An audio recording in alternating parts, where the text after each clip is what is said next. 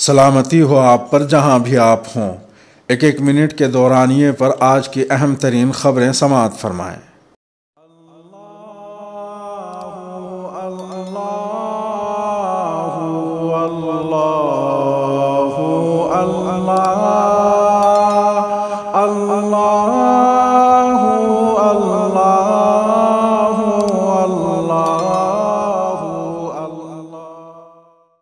Supreme court نے vaccine کی خریداری پر مرکز سے طلب کی رپورٹ۔ سپریم کورٹ نے مرکز کی ویکسینیشن پالیسی پر سنجیدہ سوالات اٹھائے ہیں۔ عدالت نے حفاظتی ٹیکے لگانے کی پالیسی کو 18 سے 44 سال تک کے عمر کے افراد کے لیے غیر معقول قرار دیا ہے۔ مرکزی حکومت کی اس پالیسی کو سپریم کورٹ میں چیلنج کیا گیا ہے۔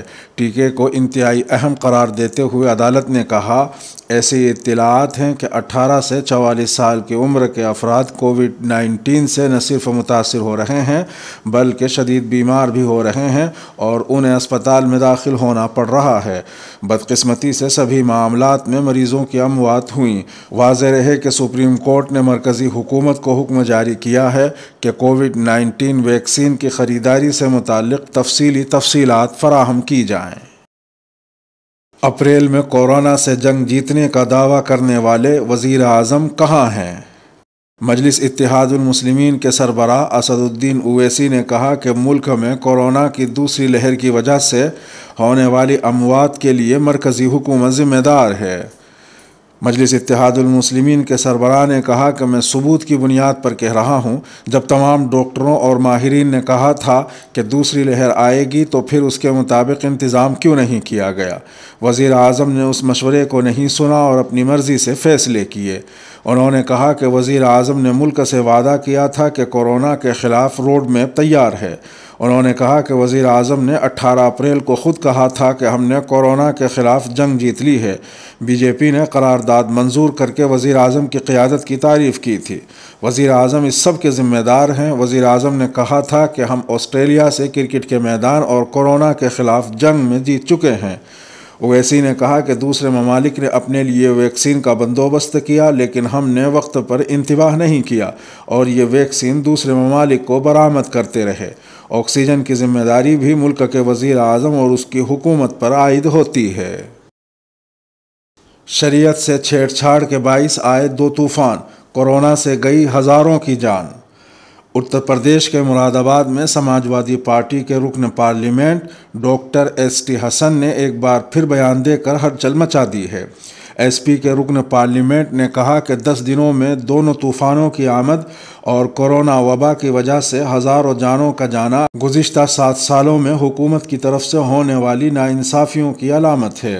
ایس پی کے رکن پارلیمنٹ ڈاکٹر ایس ٹی حسن نے بی جے پی پر سخت تنقید کی۔ ایس پی کے رکن پارلیمنٹ نے کہا کہ ایسے قوانین گزشتہ 7 سالوں میں بنائے گئے ہیں جن میں شریعت کے ساتھ چھیڑ چھاڑ کی گئی ہے۔ دوسرا ایک اور قانون بنایا گیا ہے، شہریت ایکٹ، جس کے مطابق صرف مسلمان ہی کو شہریت نہیں ملے گی۔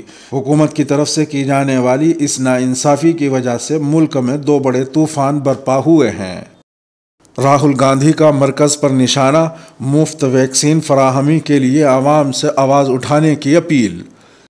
کانگریس نے بدھ کے روز مطالبہ کیا کہ ملک کے تمام شہریوں کو اینٹی کووڈ ویکسین بلا معاوضہ ملنی چاہیے۔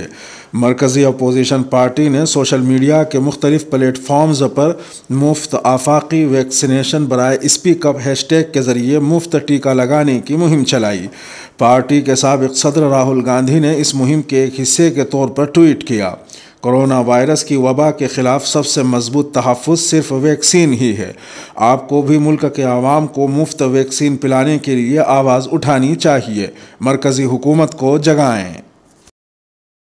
غیر مسلم پناہ گزینوں سے شہریت کی درخواست طلب کرنے پر مسلم لیگ نے عدالت کا رخ کیا۔ گجرات، راجستھان، چھتیس گڑھ، ہریانہ اور پنجاب کے 13 اضلاع میں رہ رہے افغانستان، بنگلہ دیش اور پاکستان کے غیر مسلموں سے ہندوستانی شہریت کے لیے درخواست منگانے سے متعلق مرکز کے نوٹیفیکیشن کو چیلنج دینے کے لیے انڈین یونین مسلم لیگ نے سپریم کورٹ کا رخ کیا ہے۔ درخواست میں کہا گیا کہ مرکز نے یقین دہانی کرائی تھی کہ CAA کے ضابطے ابھی طے نہیں ہوئے ہیں، اس لیے اس پر روک لگانا ضروری نہیں ہے۔ CAA کے تحت افغانستان، بنگلہ دیش اور پاکستان سے مذہبی طور پر استحصال کی وجہ سے ہندوستان آئے ہندو، سکھ، بودھ، جین، فارسی اور عیسائی کمیونٹی کے لوگوں کو ہندوستانی شہریت دینے کا اہتمام ہے، بشرطے کہ وہ 31 دسمبر 2014 تک ہندوستان آئے ہوں۔ اسرائیلی فوج نے گولان کی چوٹیوں پر شام کی نگراں فوجی چوکی تباہ کر دی۔ اسرائیلی فوج نے مقبوضہ گولان کی چوٹیوں پر واقع شام کی ایک نگراں فوجی چوکی کو تباہ کر دیا ہے۔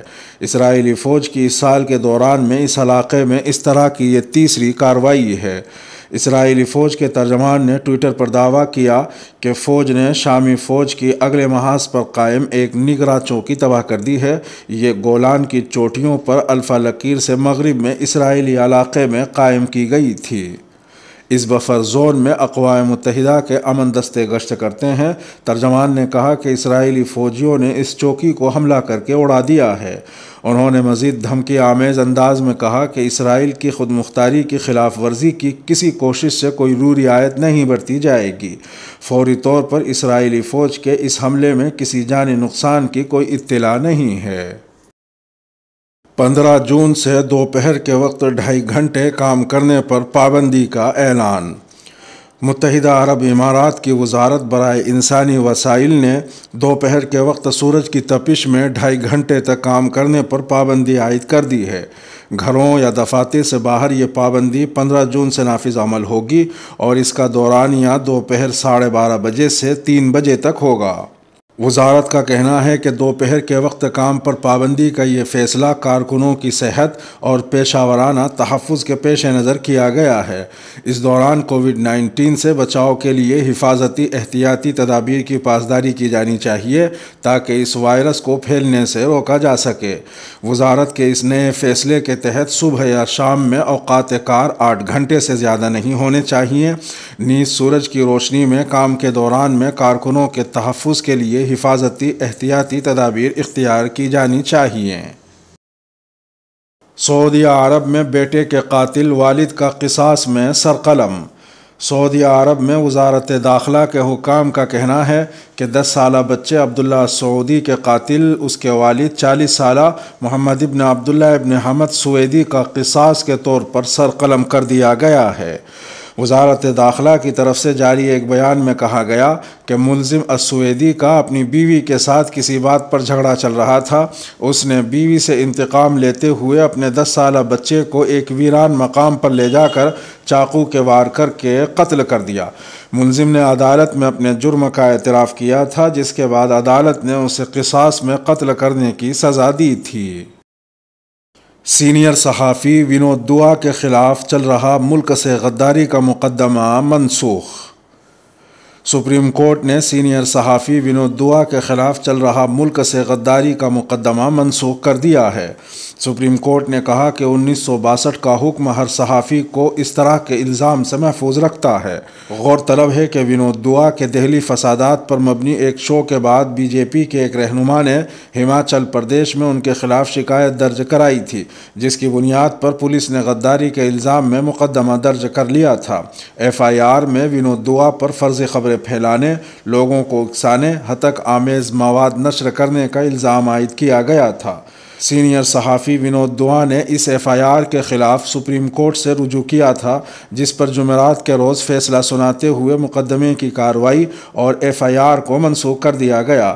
تاہم عدالت نے ونود دوا کی اس درخواست کو مسترد کر دیا، جس میں انہوں نے درخواست کی تھی کہ 10 سال کے تجربے والے کسی بھی صحافی کے خلاف FIR اس وقت تک درج نہیں کی جانی چاہیے جب تک کہ یہ کسی ہائی کورٹ کے جج کی سربراہی میں تشکیل شدہ پینل اس کو منظوری فراہم نہ کر دے۔